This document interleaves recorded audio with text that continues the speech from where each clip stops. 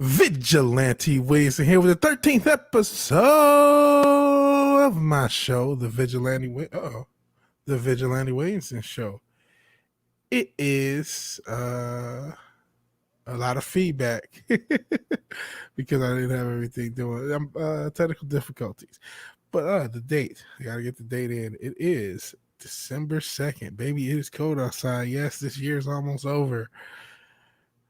Wednesday, December 2nd. And I hope you're having a good evening or afternoon or whatever time you're watching it. As I tuck in the bottom part of my whole mask get up, try to be presentable for my audience.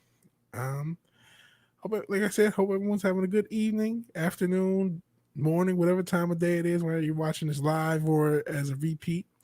I just want to thank anyone and everyone who's watched this and who's watched my channel. You know, the past few weeks, past month, there's been like an exponential amount of growth.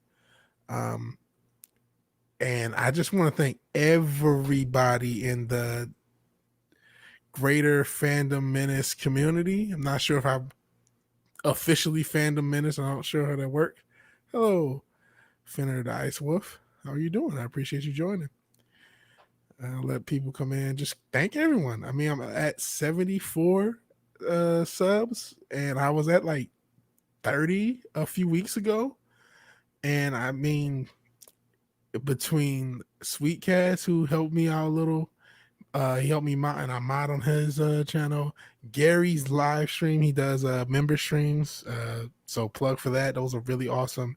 And then Captain Trek helped me get over 50. And then I've just been doing streams with Paulie and Wes, Moody, and everyone else. Jake D, everyone has shown me so much love, and it's helped, and it's really reinvigorated me doing this show and doing things on this channel. And I just want to thank everybody. It really means a lot because this has been really fun. And I look at myself, ironically, as a court jester. I think Kurt Russell had it right. That's how you should look at yourself if you're a content creator or entertainer or whatever this is. Because this whole Vigilante Williamson thing is to be a outlet for all my creative endeavors. And so far, I'm going to get close to 100 subs. That's crazy to me. It's crazy. As people get in, I'm just kind of a little vamping before people get in. I just want to be just really grateful for everything that everything's happened the past few weeks, and I hope this channel continues to grow. It's 32 flavors of Nick Weiser. I saw your JR review, the JR beef jerky. It was a slobber knocker. Doing good. How are you? I'm doing good. I'm feeling good. Got air in my lungs. I'm doing a live stream. You're here watching. I mean, life has been a lot harder. Hell, Vigilante Williamson. Hell, just another red shirt. Yeah, I mean, don't get me wrong. Things are a struggle. We're going to talk a little bit about the COOF. I haven't really touched the COOF directly, and I'm still not going to. But I wanted to talk about a little bit about the title.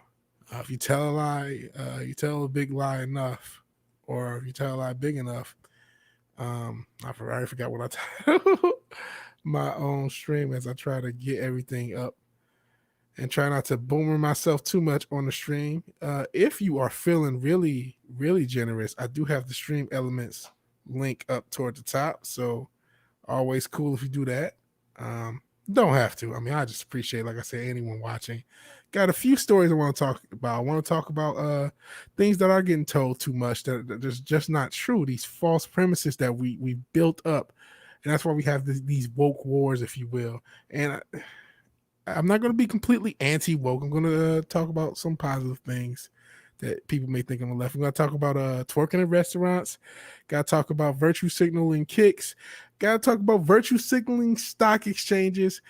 And before we get into any of that, I want to talk about the mental health aspect of the pandemic.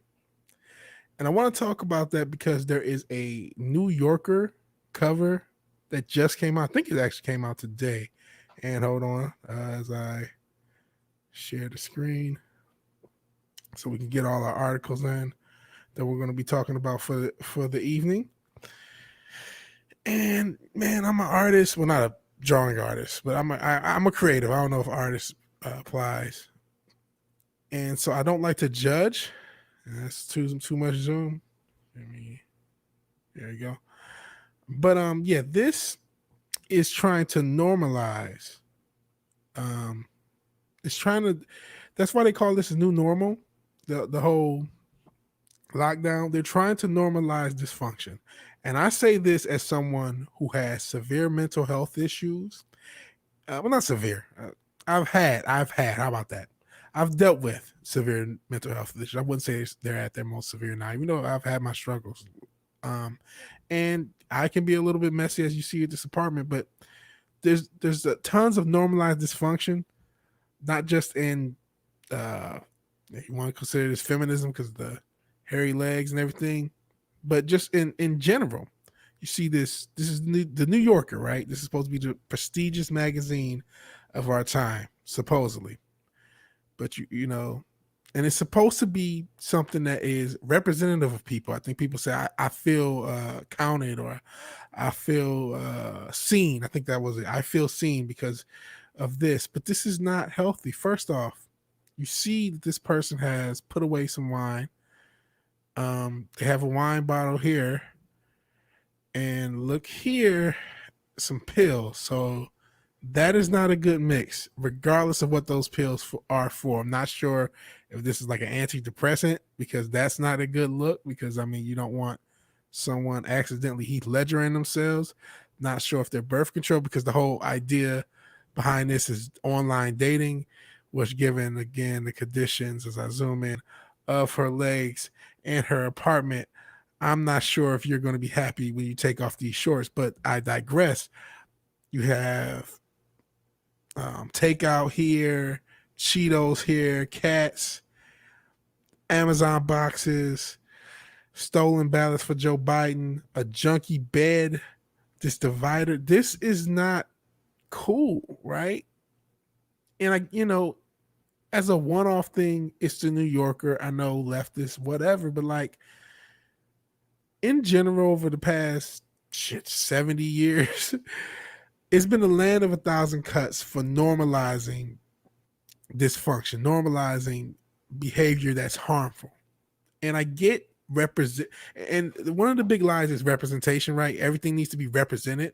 So you want to represent people who are going through this and try to show it as some sort of I guess it's supposed to be shown as glamorous. But it's like, no, this is not good. This person's house is not clean, right? This person is mixing substances because of these prescription pills and the alcohol where you see they're consuming. They don't care to clean up anything in their apartment, right? And I get the idea they're just trying to, this person's trying to put as much detail. If you look in the artists, talking about, I guess they're just trying to be representation, trying to represent what's going on here. I didn't really read this. The only thing I did see was about the cats, their tribute to their cats. So okay, that's kind of cool, but just the whole package here is just like feminist nightmare being encouraged, and not only that, it's just like a pandemic nightmare being encouraged. Be a junkie slob, don't care about yourself, but still online date, do the like fake online dating. Let me see what the well-adjusted anarchist attitude these days. Ooh, to get New Yorker wants this as part of the new normal. I thought exactly. And yeah, Finner gets it. Sad, depressing, alcoholic, trashy place with drugs and cats all around. It sounds about right. This is like, you know what? I asked the question, and actually, it's been a very popular video for me. Shout out to Self Plug. I asked, who was Marika Tamaki's comic book for? We found the ideal person. If anyone's dealt anywhere towards marketing, you know how they have those sample profiles, like this is Jenny, they are 28, they have a college degree, they have 2.2, that sort of thing. This is the target demographic for Marika Tamaki's comic book with the I'm Not Starfire. This person, this who's been drawn here. And again, they're trying to normalize the new normal. It's not just the feminism, but we got to talk about the feminism. It's hard to avoid, right? Because I'm assuming one of these is birth control and one of these is antidepressants. And I don't think that's too far of a reach because the whole point is that she's online dating. That's so she's trying to show herself. That's why she has this little wine glass and this blouse. She's trying to show herself to be and then that's another thing. Look at I'm just peeping more as I look. So her bed, she has this really small ass apartment, apparently, because she's a New Yorker. Real small apartment, probably expensive as hell. Probably cost what my rent is times five. Her bed is junky, so she has this little divider, so she can use it as a background, so she can online date and grift guys, use the birth control, and then who knows what happens when you take that off. Unless you're into that sort of thing. I mean, no kink shaming, right? But my point is, this is a very junky place. Uh, Garbage isn't taken out, and it's disturbing. It's the normalization of things. Let's see. They want representation as long as it runs on the same ideology. You know, I think it's even. What is this we got here? Yeah, they have awards, name, and stuff, but they're all alone. They're gonna die alone. Who's the real loser? I don't even think this is. I think representation is a straw man that everyone believes. Representation is unnecessary. This person should not be represented. This person should be getting help and trying to help themselves, get themselves out of the rut. There is no shame in being in a rut from this pandemic. You know what I mean? But this shouldn't be something that you glamorize and celebrate. It's like, oh, I'm just trying to make it seem like I'm not a mess. That's like the whole point of this. And I don't know if that's the whole point of feminism, but this is kind of setting the tone for a couple other stories that we're talking about. Just this need for representation for its own sake. This isn't helpful. You shouldn't. I mean, I'm not trying to diminish people. Like I said, I'm struggling with some of the junkiness and just caring. But I mean, I'm not this bad. And I have a pet. I have a pet. There's no Cheeto bags on the floor. Even though that one time on the stream, I did have the receipt to Popeyes, which was pretty funny. But still, this is not something you want to represent. Speaking of stuff that you do not want to represent, this goddamn kick. Sarah Fuller is not the only kicker on Vanderbilt's roster. This is a lie. Outright lie. Why? Because there's a punter on Vanderbilt's roster, right? And I know the punter and kicker are not the same position, but if you can punt, you can kick. It's harder to punt than kick. And I know I'm partially taking this from Clay Travis. Shout out to Clay Travis. I have actually a few notes to take from Outkick because unfortunately there were some notes that I couldn't find the articles for, which sucks because I like having the articles for anything I say so I can, when I'm using facts. But Sarah Fuller, as I use in my thumbnail, apparently has been compared by some people to Jackie Robinson for this terrible squib kick that I can't play because I got copyright claimed. So I'm not going to play the kick, but if you Google it, you'll find it. And Miss Sarah Fuller is now nominated for a Vanderbilt. She's nominated for a Courage Award after one play that was staged, by the way, not only for her team, but apparently Missouri as well. And not only this, and we'll get into the article. Okay, yeah. Fuller's preparing to play number 10 Georgia on Saturday because their interim coach, remember Derek Mason, their original coach, 0-8, 7 losing seasons, he got fired. And some people try to make it about race, but if you're incompetent, you're incompetent. But I digress. She's the only kicker on the depth chart. But interim coach Todd Fitch says Riley Guy, last year's kicker, may rejoin the roster. He's in medical school and still has a year of eligibility remaining.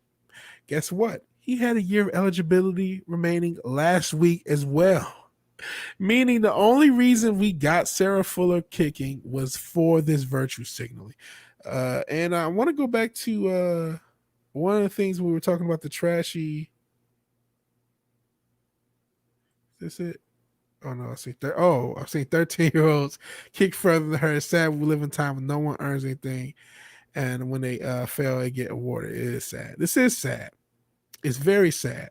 But this one, the Fender the Ice Wolf, says, yeah, they have their awards, names and stuff, but they're alone and they're going to die alone. So who's the real loser? And that applies to this woman as well. Not that she's going to die alone, but I mean, if you've seen all the marketing, they had a whole photo spread. There's a whole different photo spread, the little a helmet, play like a girl, all this stuff pushed behind this woman. She's going to win an award for this one kick that the other team intentionally let go.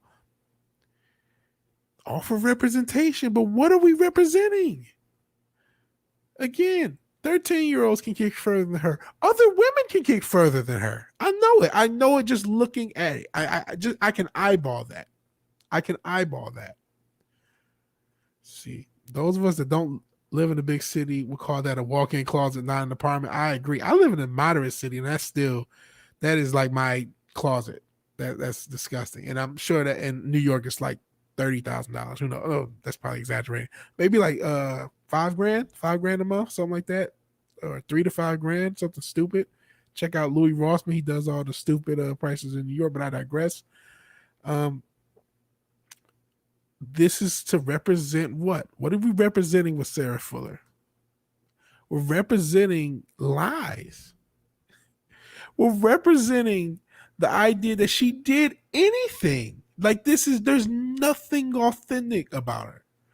In this woke man's world, she's the one chosen. She's not, and I'm not, I don't want to take away from her too much. I said on Monday's episode, make this money, don't let it make you, capitalize before being pushed down our throats.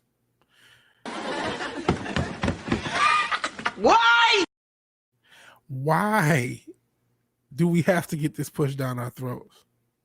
Why do you have to go through all of these hoops and these gymnastics to create this scenario? What is it supposed to say? What young lady, and I said this in the previous episode, so I'm repeating myself, and I'm only bringing it back up because of the hyperbole. Now she's nominated for a Courage Award.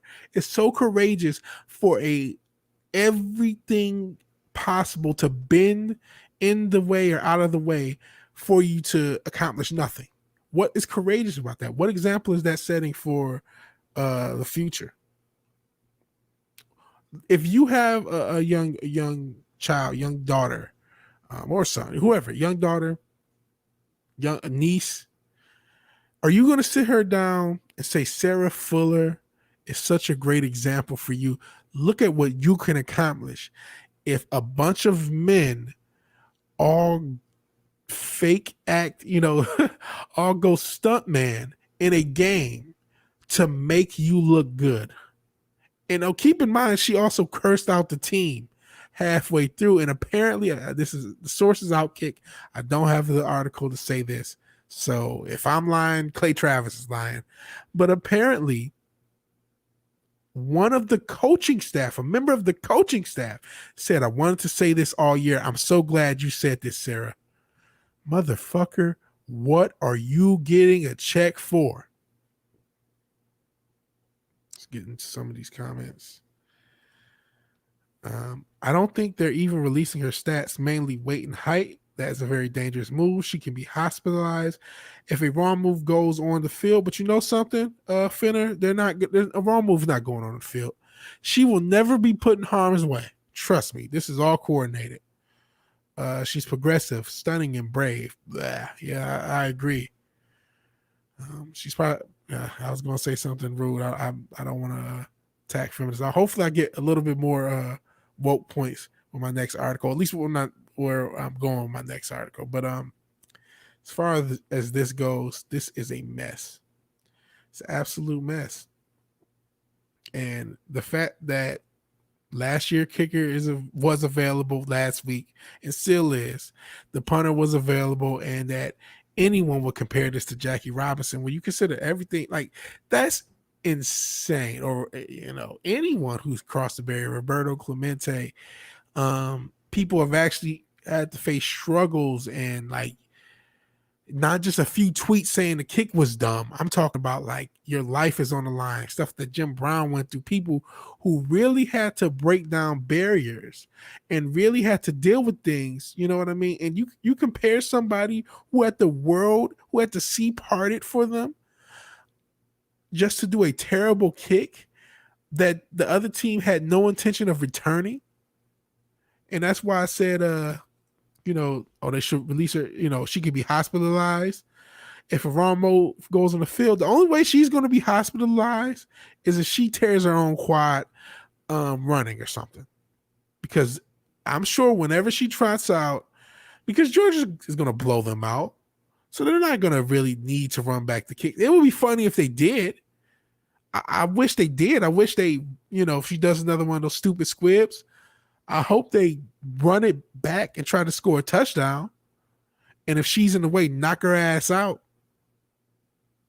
Straight up. Because you're so stunning. That would be stunning and brave. And by no means am I trying to disparage women's sports. I could go talk to Mel, say how great women's volleyball is, because it is. But UFC, remember how popular Ronda Rousey was. And those women are elite athletes. We all love Gina Carano, right?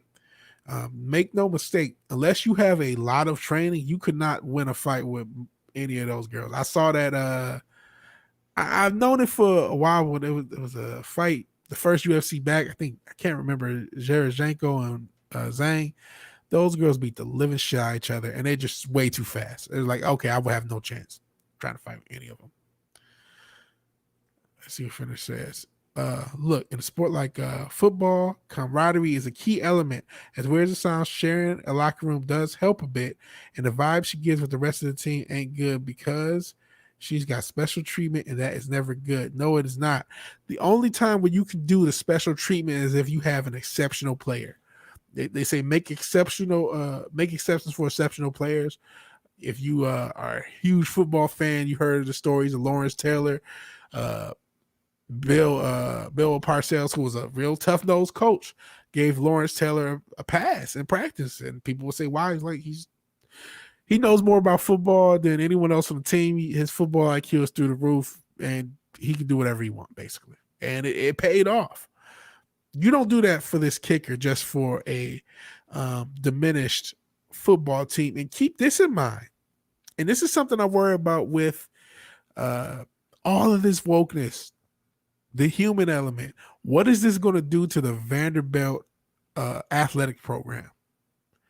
It doesn't seem like it's going to do much, but the long term of it is less funding, less backers, and a lot less boosters. That's the word I'm looking for. Less boosters.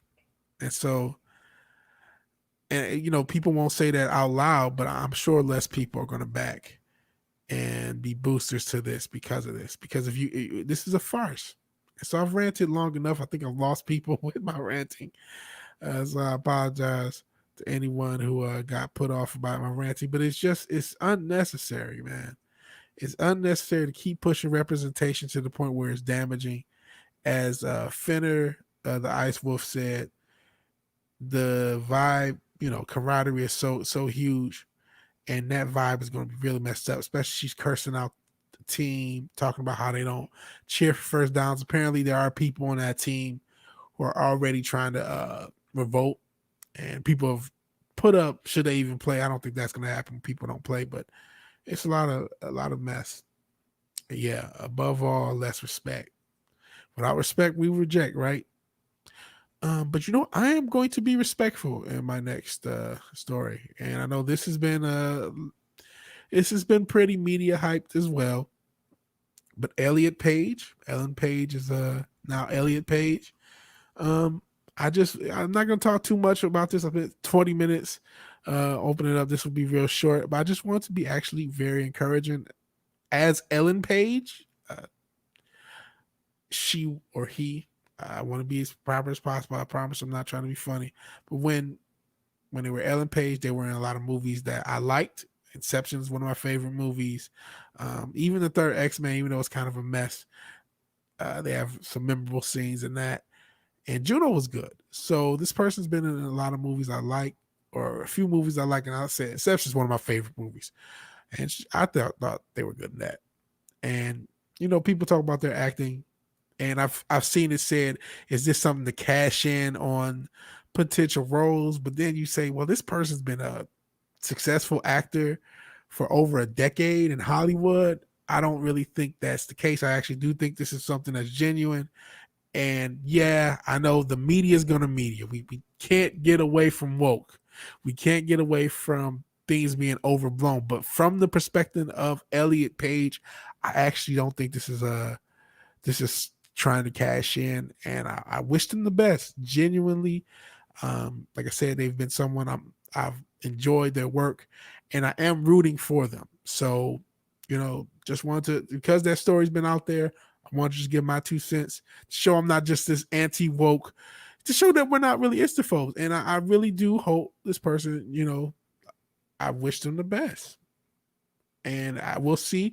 It looks like they are going to be on the Umbrella Academy and still playing the role. I don't watch that show, but that Vanya is a woman, and they will still be playing a woman. So I don't know. I guess going forward, they're going to be doing both sets of roles. They define themselves as non-binary. We'll see, but whatever they do, I wish them the best. So it's time to talk about twerking in a restaurant. And actually, let me get into some of the comments. Yeah, Fender the Ice Wolf. Comics are dying. TV shows are dying. The movies are dying. Cartoons are dying. All in the name of representation. It was a good run, but in the end, it was awful. And sports are dying. Tears. Sports are dying. Everything's dying. Etiquette's dying. And I talked about in the opening article the diminishing of culture. And this is the diminishing of etiquette. And we see that with this. And this has been somewhat of a controversial story. Basically, long and short, and I don't have the video of the girl twerking, but this is an establishment, True Kitchen and Cocktails in Dallas, Texas. And the brother here, who was the owner, I'll show you the videos. He almost knocked down the camera. Don't want to do that. And there's no sound, but he's begging them to stop twerking. He is begging them, right? And he does it multiple times. This isn't just, oh man, it's playing a while. But this isn't just, oh man, I guess I could play the song. Let's see the song. Oh no, there's still no song. Yeah, I thought there was another time he comes up. But he's begging these people who keep twerking to stop twerking. Now he does have like a DJ. He tried to have like a lively environment. I think they were playing some twerking song. Or is this? Oh, this is the actual thing. No, this is, or maybe that was just another time. But the whole point is, he tries to ask these women, uh, nicely, hey, could you stop twerking? I mean, the lady was on glass, up on a tape. Not, I guess they were up on the chairs, not the table, but it's like a booth. She's up on the table on the glass twerking. To quote Greg Foreman from Black Conservative Perspective, she's spreading her booty chips everywhere, booty films and booty chips everywhere. And listen, I may want an extra large bag of big girl, big booty chips, but I'm sure that's not what everyone else is looking for with their meal. So, understandably, he got, and hopefully this tweet is still up, pissed. And they said restaurant suicide, but let me know if you guys can hear this, by the way. Can you guys hear this?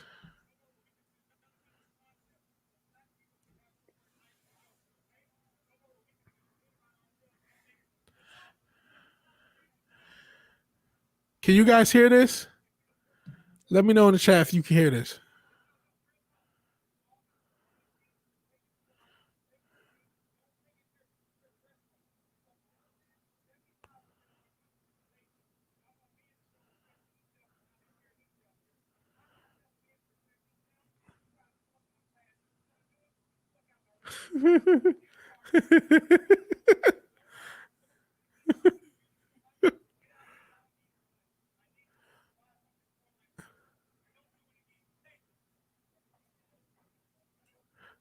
sounds great.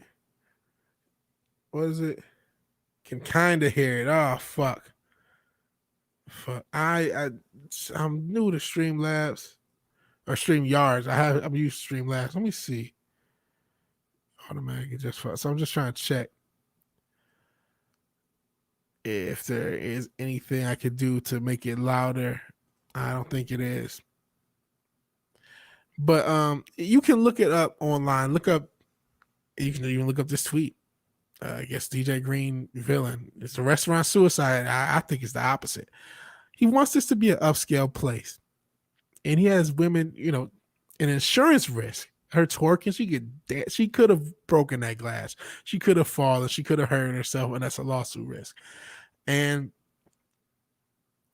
I'll play before I give. I'm in a complete agreement with Dude, but before I give my take on that, I will play Angel's Advocate. Some people said something about the music in the restaurant, that they were playing more lively restaurants or lively, I guess, twerk music. I'm an old farce. I don't even know what the hell song they were playing, but I don't think that's really that valid. Don't get me wrong. I think, you want to have an energy for your restaurant, and I'm not a hip hop guy. Let me take this off. Yeah, he's a brave dude. I'll give you that. He's definitely brave. I am a hip hop guy. What the fuck am I talking about? I do rap. I'm not a modern hip hop guy. I don't know what's going on in modern hip hop. So listen, if you're going to have a restaurant, to play Angel's Advocate before vehemently agreeing with a dude, I think there's something to be said about tone of the songs, but as an adult, because this woman was grown, there's no need for you just to hear a song just be brainwashed. There's a song, I must shake my ass, even though I'm a grown ass woman. But there's something to be said. I think for an upscale restaurant, that's what this is. True Cocktails and True Kitchen and Cocktails. I would keep everything as far as the music goes if it was my place. And part of that's just my own personal taste. It's not just this incident. I would have just kept it all chill wave, jazz, our old school R&B, soul. The hardest thing that would have came in on if this was my place, it would have been, that it's driving me out of my mind. That's why it's hard for me to find. Can't get it out of my head. Miss her, kiss her, love her. That girl is poison. I'm sure it's what Johnny Depp thinks every time he thinks about Amber Heard. But seriously, that would have been the hardest song that I would have played in my playlist. And also the DJ, I would have probably dressed him up a little bit better than what he looks. He looks a little bit whatever, so I can see how some people might get the wrong vibe. They may think this is a different energy. But that said, what in the fuck is wrong with you? You're a grown-ass woman. Why are you twerking at a goddamn restaurant? Why are you twerking just because the song's playing? What in the world is wrong with you? And when the man asks you 2 or 3 times, could you stop? Especially knowing it's an insurance risk. You see it's a brother who owns the place. He was literally begging. Could you please just stop? And I will say this also, and I saw one tweet that I kind of agree with, like, listen, just kick him out your restaurant, whatever. But like, one thing we all as people, and particularly I'm a brother, everything is not, the war on Black people's soul does not rest in a viral video, right?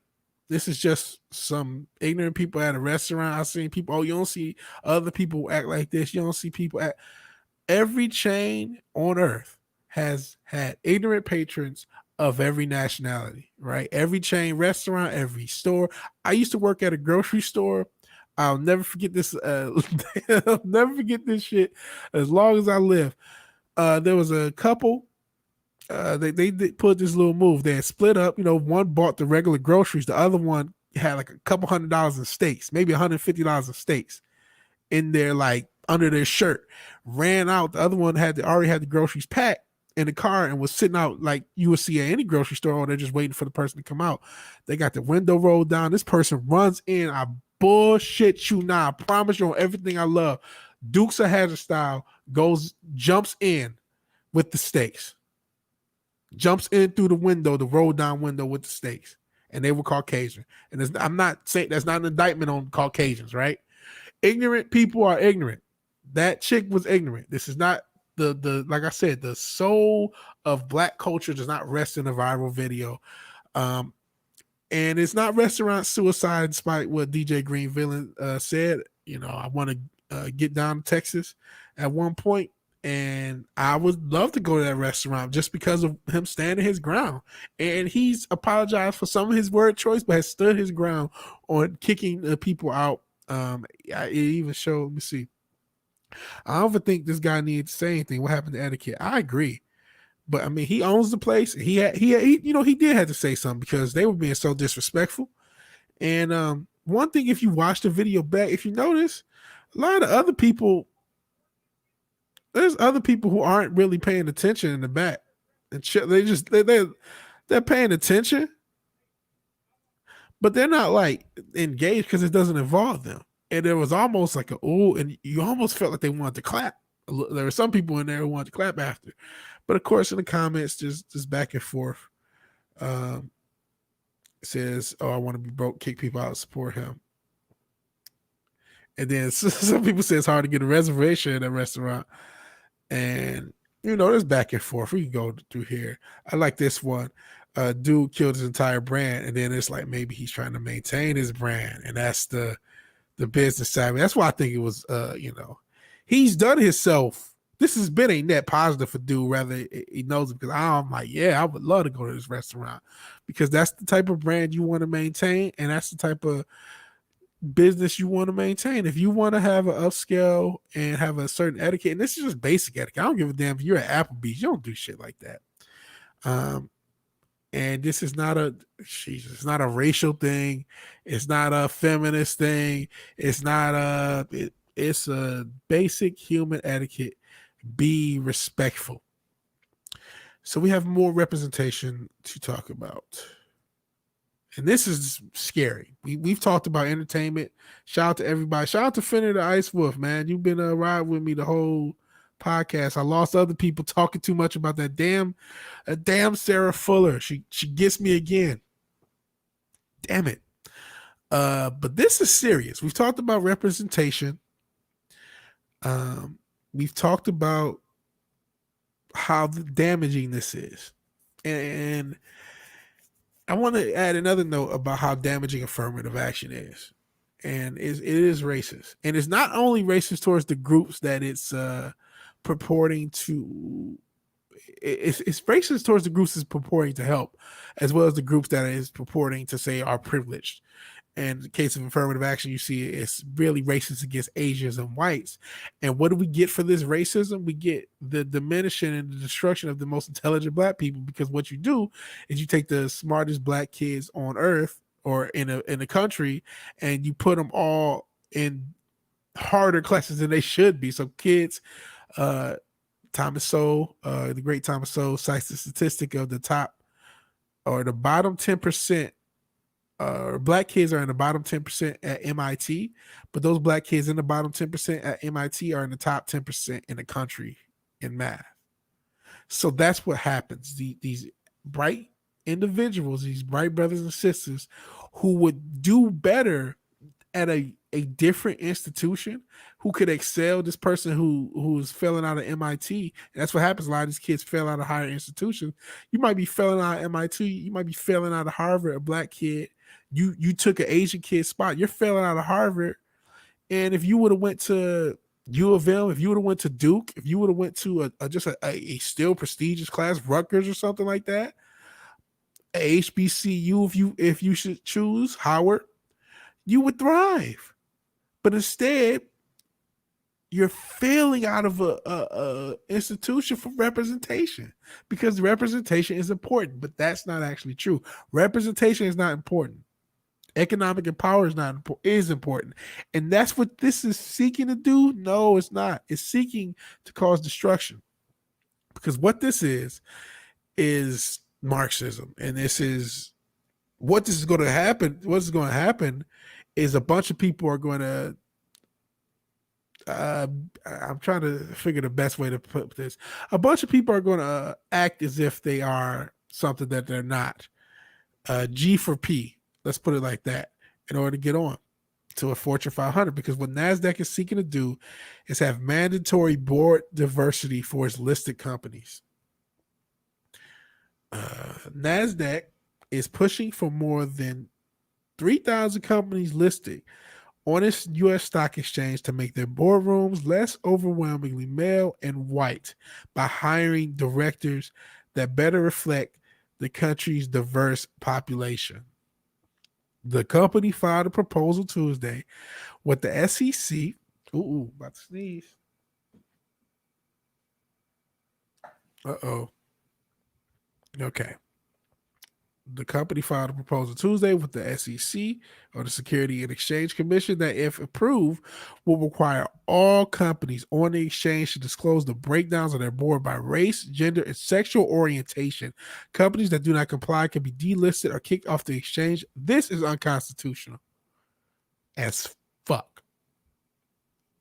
The proposal will also require most NASDAQ listed companies to have at least 2 diverse directors, or if they cannot meet the mandate, explain why not. That could include 1 board member who is female and 1 who is either a underrepresented minority or LGBTQ. Foreign companies and smaller companies would have additional flexibility in satisfying this requirement with 2 female directors.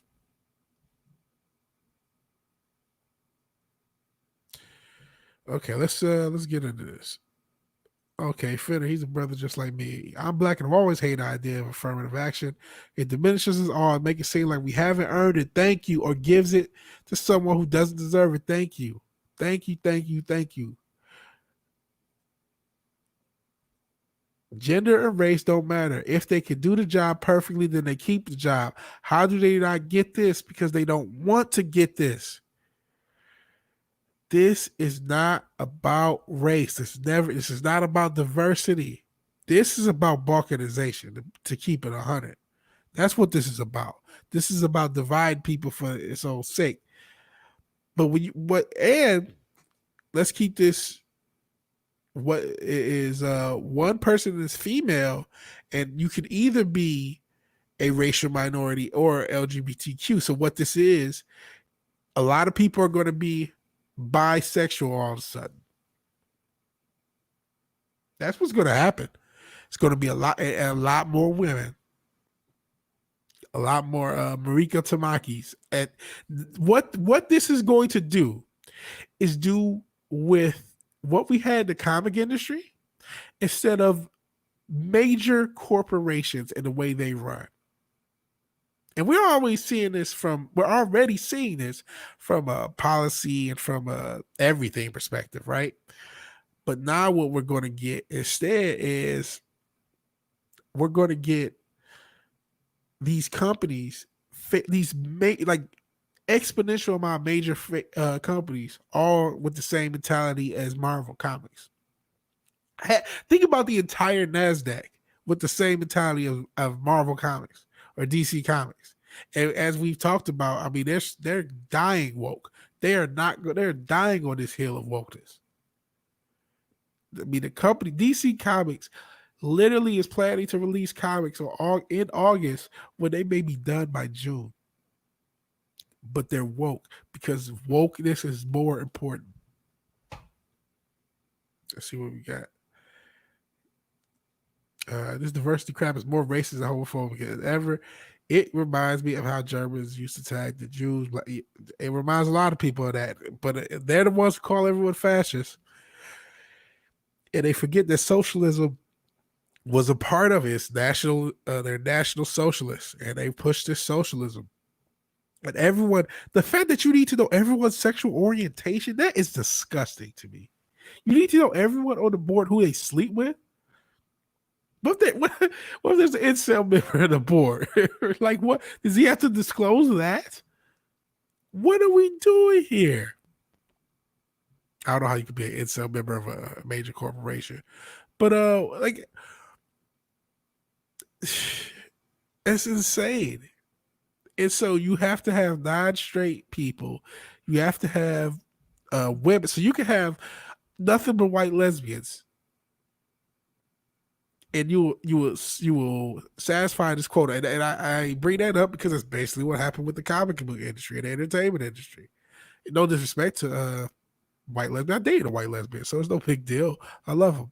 But my point is, you're now going to force these demographics into higher positions where they may not be able to succeed. That's why I gave the example of the brothers and sisters who get pushed by affirmative action, who are capable brothers and sisters, mind you, and they get put in positions to fail, all to alienate other people.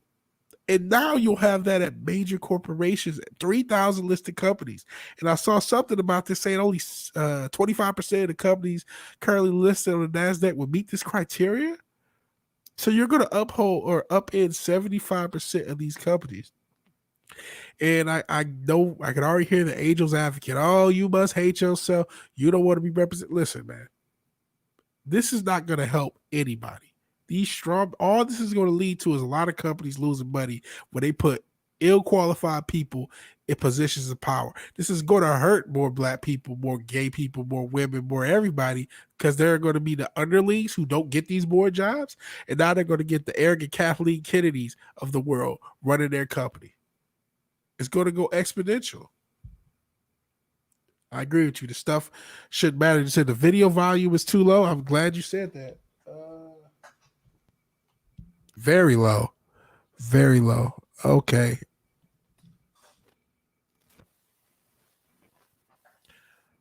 How are we doing now? Are we any better? I appreciate you letting me know. I'm multitasking. This is new doing the StreamYard thing. Because I usually use OBS, but I just paid for the StreamYard. So I just turned up my interface. So hopefully that'll help. Let me look in the settings. Audio. Let me see. I don't see anything as far as audio that'll. Oh, shit. I don't see anything. All I can do is just turn up the interface and hope that's good.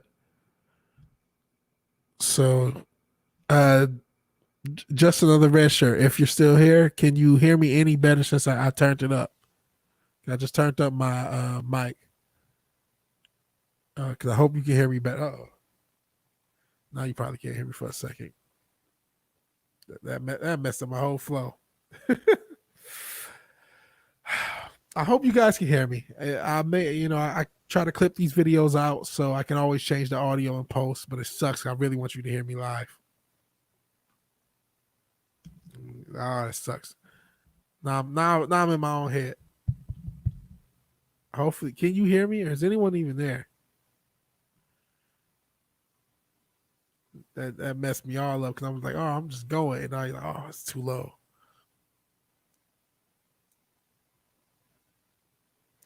I don't know what to do, unfortunately, and hopefully you guys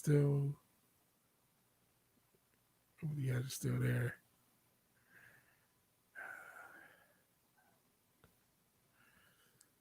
Sorry, I'm looking at something else, seeing if there's anything I can do in the YouTube.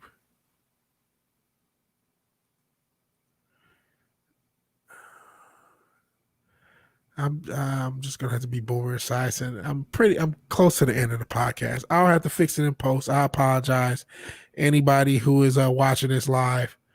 I'll upload it separately just to not mess with the watch time. I just have a separate upload with the audio fixed. And I'll probably, I'll clip things out, and this probably edited out or edited at the beginning of one of the videos. So I apologize about the audio issues. I'm not sure. And we're toward the end of the podcast. I'm trying to diagnose them right at this moment. I really can't. And I'm really new to using StreamYard exclusively. I used to use OBS, and I hadn't heard any issues, but we'll see. So I apologize about the volume. Okay, Fender says sounds good. I do know just in general from because I've been in the chat on other live streams, on bigger YouTubers live streams, and sometimes the audio is inconsistent for the device. Now I sound too loud. I feel too loud. I'm turning myself down a little because I hear my. Hopefully I didn't go too far. I hear myself too loud in the headphones. But so okay, your volume. Your mic volume is fine. Okay. Okay. Maybe he was talking about the video earlier. That video probably was low, and I don't know about that. So hopefully my mic is not too loud now that I got all in my head and messed up my flow. Now I'm. That's live YouTube. That's live YouTube. So as I keep turning the damn knob. Oh, geez. Okay, back to the Nasdaq ruining all of these Fortune 500 and larger companies, ruining 3,000 companies basically with wokeness. This is the worst idea possible, and it's a very impactful idea. This is our corporatocracy. This is our corporatocracy at work. This is what happens when our corporations are more powerful than our government. I think that should be clear to anyone, regardless of what side of the aisle you're on. And the fact that the NASDAQ can do this or can even purport this unconstitutional act that will require the NASDAQ to be the nanny state to know the race, gender, and sexual orientation of all these companies and forcing them basically to hire a bunch of white lesbians to comply. And I'm not saying that to be disparaging. Like I said, I've dated white lesbians before, but they're being they're going to force people to hire them to satisfy these needs, or force people to hire other people not based upon their qualifications, not based upon the knowledge of the company or the industry, but based upon things that shouldn't matter when it comes to getting a job done and making money. And that's the only thing that the NASDAQ should be worried about as far as their exchange. And this is an exchange. This is extremely destructive to the fabric of the economy. We know what state our economy is. And speaking of things that are extremely destructive, I give you the man, the myth, Rian Johnson. Yes, he's back. Back again. Ryan's back. Tell a friend. Rian Johnson continues to expose his utter lack of knowledge about Star Wars. Star Wars: Last Jedi director Rian Johnson continued to expose the utter lack of knowledge about Star Wars when he answered a question about his film. Collider editor Liz Shannon Miller took to Twitter where she asked, did Rian Johnson personally title Star Wars Episode 8 The Last Jedi, or was that title handed to him? And actually, before this story, I didn't really know because I don't care about The Last Jedi. Silly question, and it's just a tweet. And Johnson responded, it was me. Had it early in the writing process. Except that in 2013, there was already a novel titled The Last Jedi by Michael Reeves and Maya Catherine Bonoff. So that's a lie. The lie detector test determined that was a lie. You know what? That's a video clip I should probably have with the little clips. I got to get better with the clips. People are cool with I have some loaded. But yeah, the lie detector test, that's a lie. It talks a little bit about the book, but that's not all Rian Johnson talked about. Here's the real issue. Oh, wow, they have this as well. There's a Marvel comic from 1981 that also has The Last Jedi in it. So it's part of the title. It's the cover page. So this is not new to that movie. But I want to get to this part. And stuff like this is how I realized I was still a fan of Star Wars. I remember when Doomcock reported the story of Han, Leia, and Luke as Force Ghosts and the Fall of Skywalker, and it got cut, and it emotionally got to me. And this, even having not seen The Last Jedi or the Fall of Skywalker or Solo, I never saw either of those three movies. I did see Rogue One, and I saw The Force Awakens. But even then, this still hurts. Did you ever consider Anakin's ghost showing up to speak with Luke or Rey? Johnson responded, stating briefly for the tree burning scene, but Luke's relationship was with Vader, not really Anakin, which seems like it would complicate things more than the moment allowed. That's good. So destroying one of the greatest franchises of all times and making millions of enemies worldwide wasn't enough for Lil Ryan. No. No, it's never too much, never too much, never too much. It's never enough, man. It's never enough. Uh, so I mean, that's just like insane.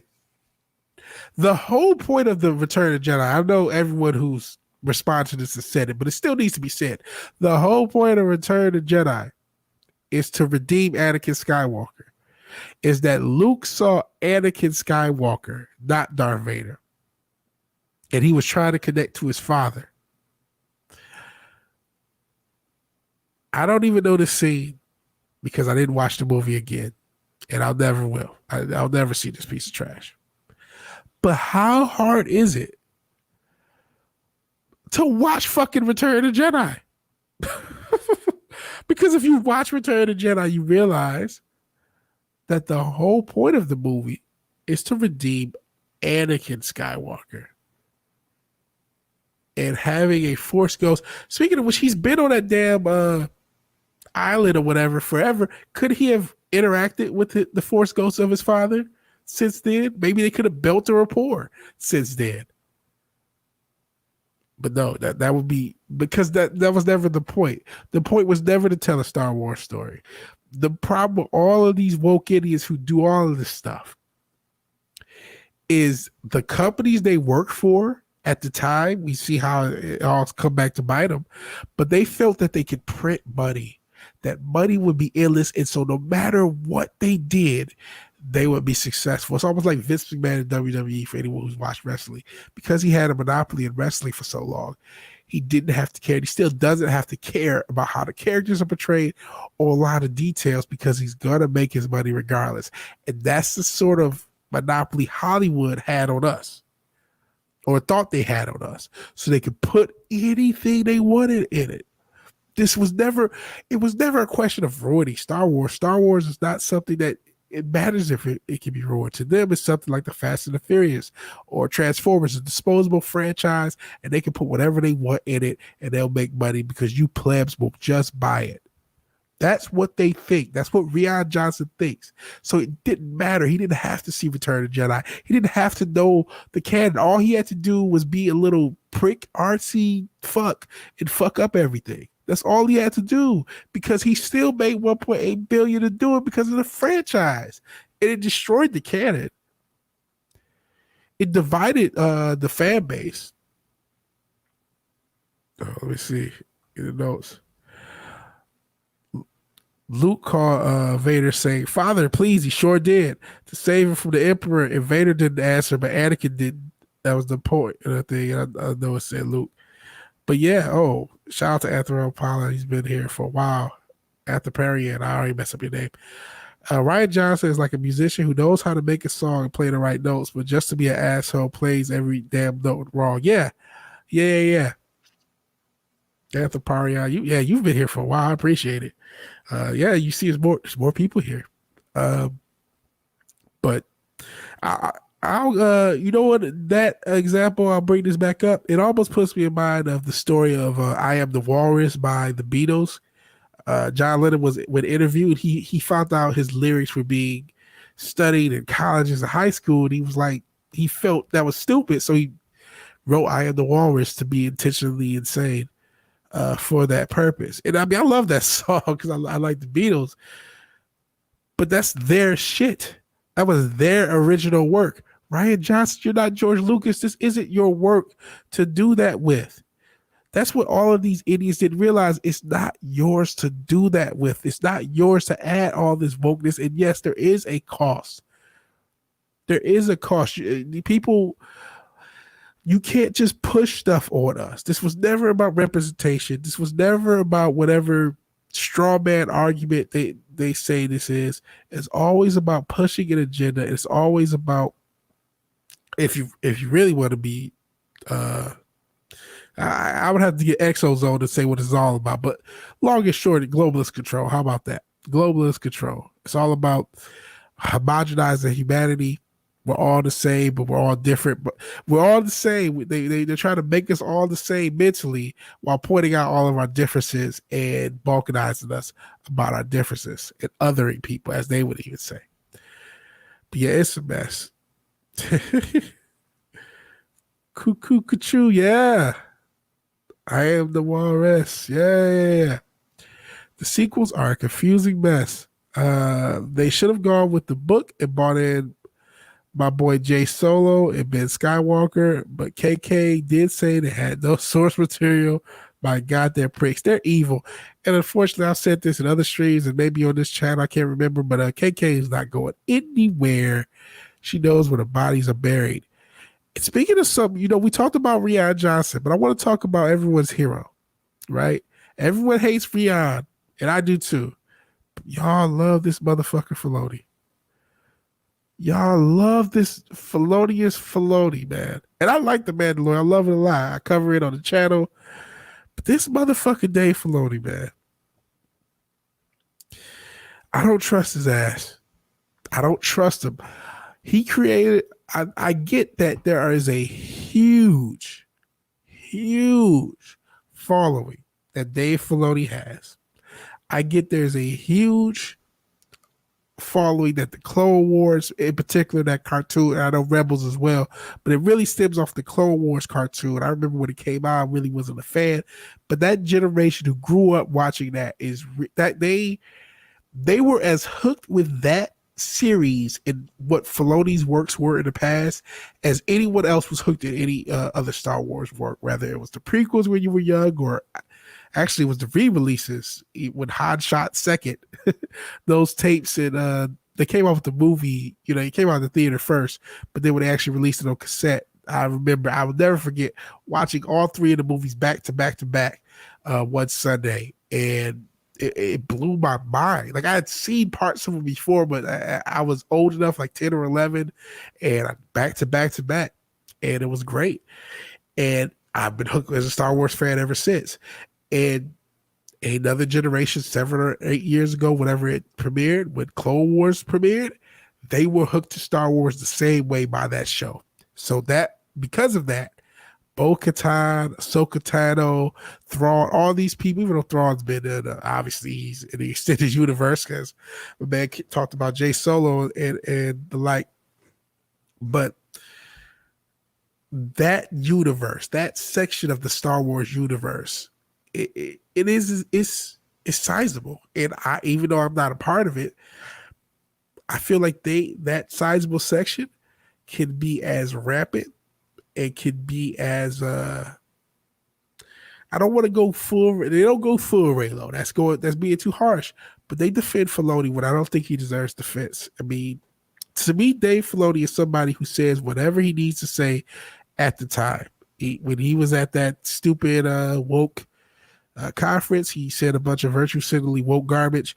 And when he's in this interview, he's trying to be fan favorite, but he's basically talking about in his Vanity Fair interview potentially destroying canon. And let's see some of the comments. What do we see? The Mandalorian is the only thing keeping Star Wars live, but there are things Filoni says that worry me a lot. Exactly. I'm very worried about Filoni, and I do not trust him.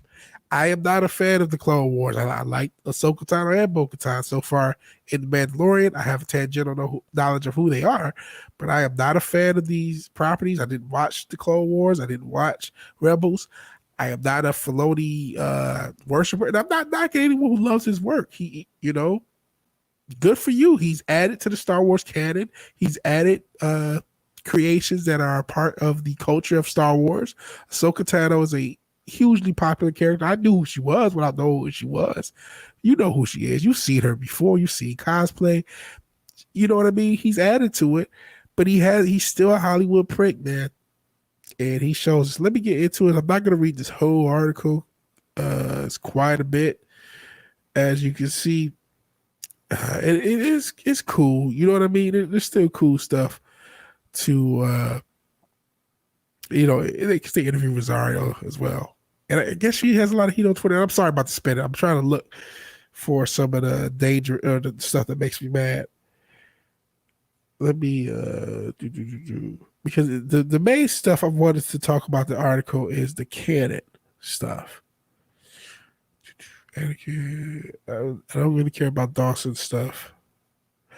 Okay, maybe this is it. When I was first exploring, this is Dave Filoni. When I was first exploring the possibility of directing live action, as she who shouldn't be named Kathleen Kennedy about casting. Oh, this is just talking about the casting. Okay, this is still casting. Ahsoka's look. I've heard there's some people talking about these should be longer, based upon how it worked with her race, and maybe they should have done that. I'm not, like I said, I'm not a huge fan of the show enough to know. She looked cool to me. I like the way she looked. I like the way she looked. I'm trying to find George Lucas, Ahsoka Spirit, real life controversy. Is this it?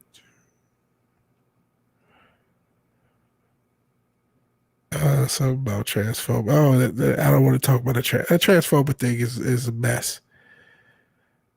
Okay, Grogu. We talk about this. Okay, what's the story about Grogu, our little green friend? The name has been around for a while.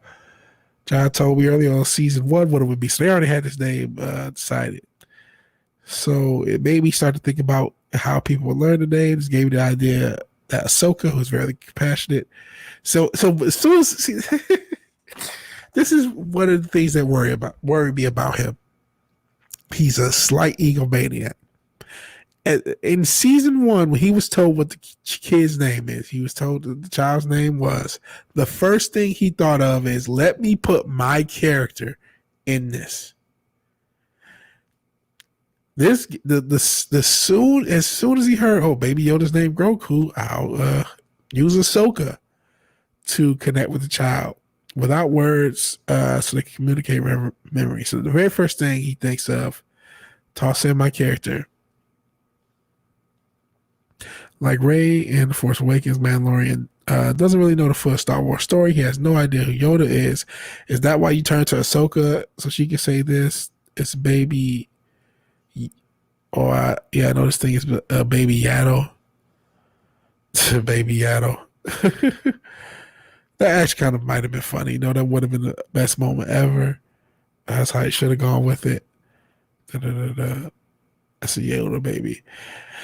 But yeah, that's Baby Yoda's name I don't really like, honestly.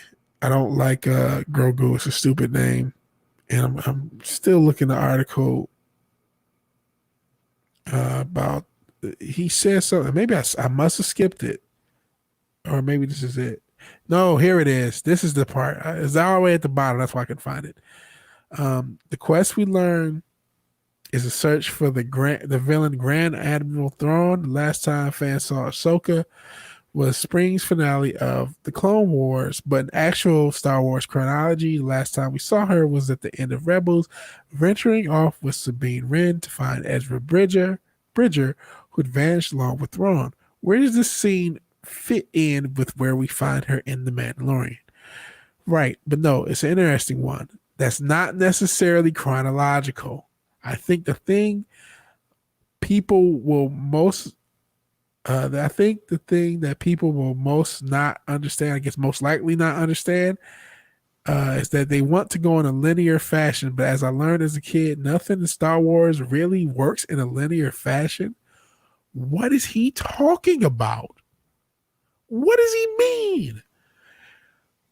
There's Star Wars, Empire Strikes Back, and the Return of the Jedi. And yeah, I did say Star Wars because I remember when it was Star Wars 2, because it was like it was called A New Hope, but people were referred to the first Star Wars as Star Wars back in the 90s. So they tell a beginning, middle, and end. It's a very linear story. And when you were a kid, there was no prequels to speak of to add, to something to the chronology. Maybe you say because it started off in the middle, 4, 5, 6, but this was a very linear story, so that's a lie.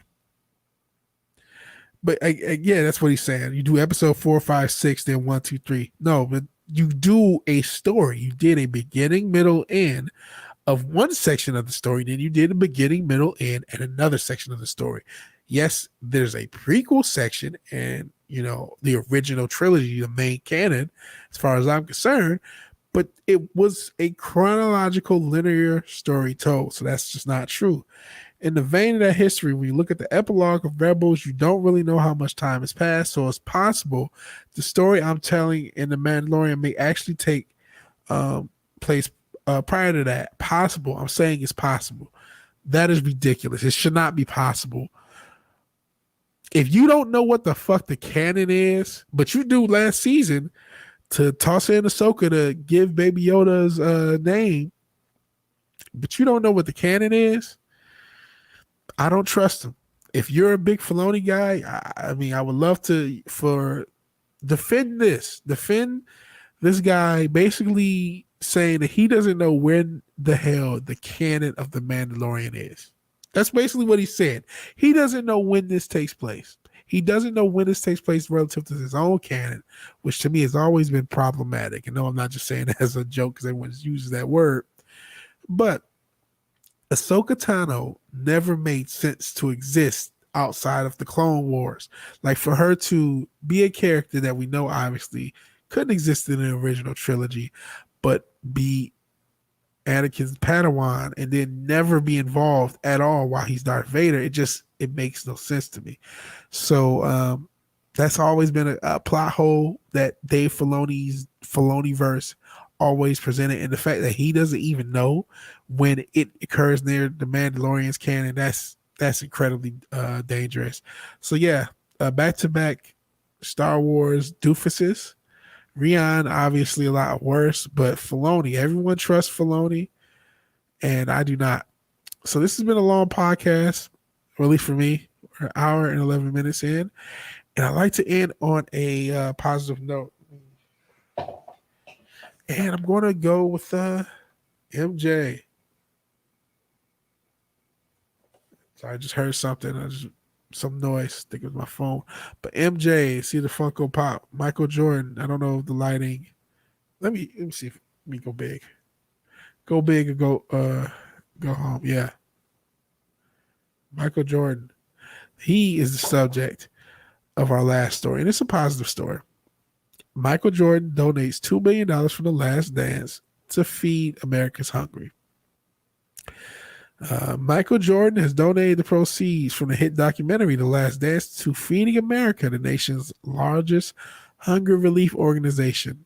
The Last Dance, co-produced with ESPN Films and Netflix, revolved around the career of Michael Jordan, with particular focus on his final season with the Chicago Bulls. It really wasn't as focused on that last season as I thought, because it was mainly flashbacks. See, the series averaged 6.7 million viewers.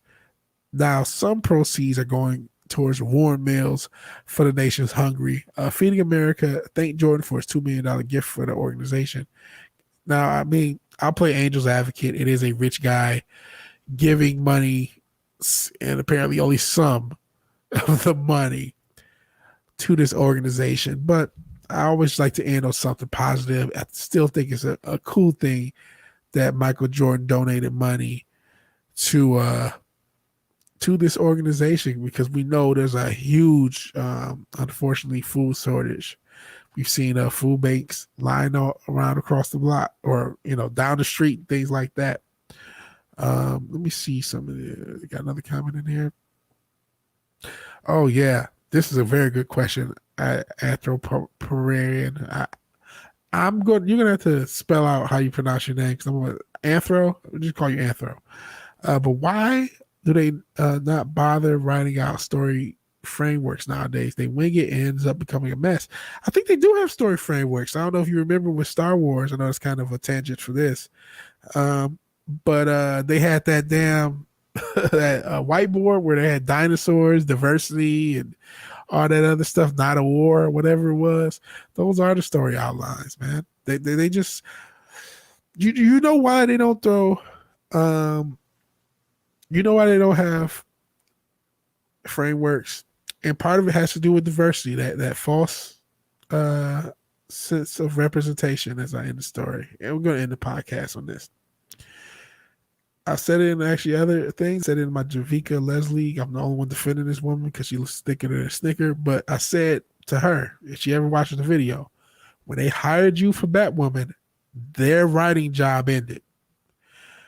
These people don't want to use frameworks or they don't want to strict the frameworks because diversity and representation in their minds, we see it hasn't, but in their minds makes them above reproach when it comes to criticism. And they're lazy, worthless, untalented writers. They're not skilled enough. And that is why you see these people who they have these framework and they don't even know the story. They don't know their own story because they're like, oh, we hired a lesbian, we're done. We hired a black woman, we hired a black man and made him effeminate. We hired a virtue signal and basically disparaged whatever group they represent more than if we did nothing. We're done. We don't need a story. We don't need a canon. We don't need to go with anything. So yeah. So let me see what we have here. This is a fun podcast. Hope there's more new one in the future. Peace, man. Stay safe in these crazy times. You too, Finner the Ice Wolf. Thank you for you were participating in the whole podcast. I appreciate that a ton, man. A ton. I hope I got a new fan. I've seen you. I think I've seen you. I'm sure I know I've seen you in the chat. In the chat said just LOL. Anthroparian. Maybe that was an Anthroparian. But thank you to anyone and everyone who viewed this live and anyone's viewing this on the replay. I know there's a few technical hiccups with the sound and whatnot, but we made it through. Let me see. I remember Gary and Doomcock saying now Holiday. They were saying now Holiday is so diverse focused. The actors will start declaring themselves as gender fluid. Yeah. Oh, Hollywood. That's what you're trying to say. Now, Hollywood is so diversity focused. The actors will. Yeah, they will. And it's not just Hollywood. As you saw earlier in the podcast, the NASDAQ stock exchange is doing the same thing. And that's when it's scary because now we're talking about 3,000 of the most profitable companies, corporations in America, all going the same way. As basically, they're going to be forcing people to be gender fluid to be on these executive boards. That's where it ends. So it's really sad. Or the others, yeah. So it's Page Today. It's Page Today, and I was very complimentary to Mr. Page. I'll be respectful to him because it's not like let's be honest. Does this surprise you? Are you shocked that this happened? I know you that with no disparagement, but it's like okay. That's just what they're doing. I know to kind of go off of that because I was pretty supportive. I get why everyone's going to be like, this is being thrown in our face because it is. But also, if they said nothing, they would be killed. If they just tried to quietly transition, they would be killed by the woke head. So they can't win for losing. So I do understand that. But yeah, OF for fuck's sake. Yeah. So go back toward the end of the podcast, toward the middle of the podcast, I talked about it, and I'll probably clip it out and upload it tomorrow. But you say nope, there will be more. Oh yeah, there will definitely be more than Ellen Page. I think she may be genuine herself, potentially, just because like, if there has there ever been a point in your life where you thought Ellen Page was straight, completely straight, and wanted men in her life? I mean, if there was, who's next to Rob? Wolf. Don't speak it into existence, brother. It wouldn't shock me. It wouldn't shock me. Who's next is almost a Goldberg thing. Speaking of, wrestling. He was obviously a movie star, Rock, but I can't think of Goldberg. Who's next as far as this transgender thing? And it's not to be disparaged or the fake.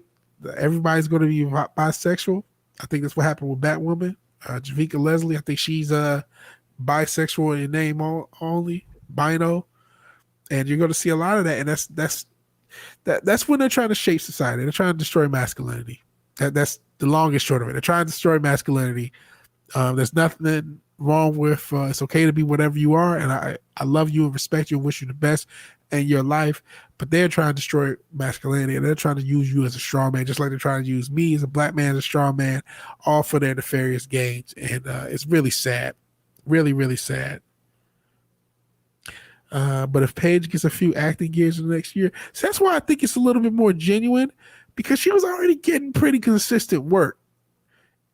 Then it's not like Alyssa Milano, because like Alyssa Milano, when she did the Me Too stuff, was like, bitch, where have you been? But Paige was getting consistent work. You know what I mean? It's not like she needed to do this. And it's like, what roles are there for her? Like, I mean, she's a good actress. She's a good actress in spots. When she does what she does well, she plays her Ellen Page character well, and when she's put in a good spot, like Inception, she can do well. When she's put in a bad spot, she can grade. You know, that's just the gift and the curse of her. But I was like, what roles is she going to get differently? You know what I mean? Her career is going to be the exact same as it was. It's probably going to fall off, if anything. I just don't see it. That's why I think it's a little bit more genuine. Just like she was already on the L. She was already Alphabet, so she already had whatever clout. She didn't gain any clout. You know what I mean? She already had whatever clout she was going to have. On that note, and she's already married to a woman, and I wish them the best. And I wish you the best for watching. Anthro, Finner, who else was here? A lot of people showed up. Justin in the red shirt. Anyone else that may have showed up, or anyone else who's watching this replay, thank you for watching. If you like the video, please like the video. If you're so obliged to share and subscribe, please do so. If you disagree with something I say or you agree, let me know in the comments below. And if you do none of these things, I want to thank you for your time. Thank you for watching. God bless. I just say peace. Stay safe, everybody. Have a safe evening. It's winter out time. It's cold outside. I just thank everybody for watching. Goodbye.